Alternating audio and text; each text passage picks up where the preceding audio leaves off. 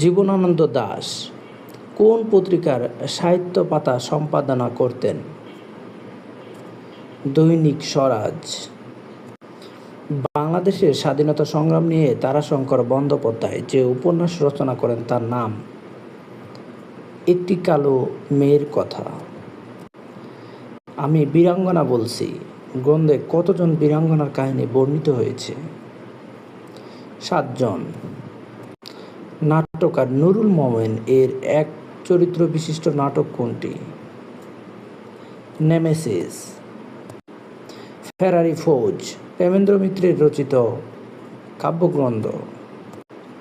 7 সাগরের মাঝি কাব্যগ্রন্থের মোট কবিতা সংখ্যা কতটি? 19টি। নবনাট্য আন্দোলনের প্রধান পুরোহিত ছিলেন কে? বিজন ভট্টাচার্য। বিষ্ণু দে এর কোন কাব্যগ্রন্থে দেশি বিদেশি মিথ এর প্রয়োগ রয়েছে? উর্বশী ও আর্টেমিস। জগন্নাথ হলে থাকা অবস্থায় বিদ্যাদেব বসু যে পত্রিকা বের করেন তার নাম বাসন্তিকা।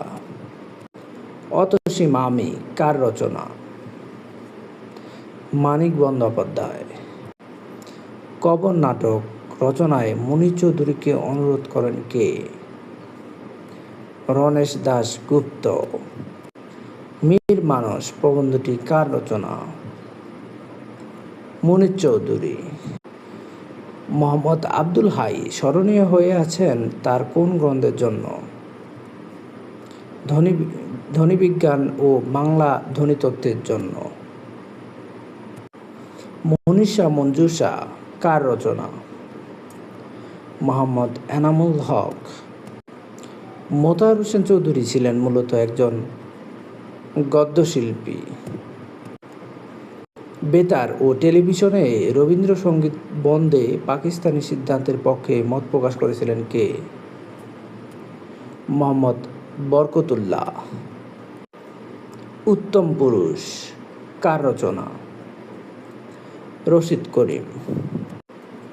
শওকত ওসমানের গ্রন্থাকারে প্রকাশিত প্রথম পুস্তক কোনটি? জননী। সুধীন্দ্রনাথ দত্ত কর্তৃক রচিত প্রতিধ্বনি একটি অনুবাদ কাব্যগ্রন্থ। জননী সাহসিকা নামে পরিচিত কে? সুফিয়া কামাল। সৈয়দ আলী আহসান কোন বিশ্ববিদ্যালয়ের উপাচার্যের দায়িত্ব পালন করেছেন? জাহাঙ্গীরনগর বিশ্ববিদ্যালয়। কাদো নদী কাদো কার রচনা?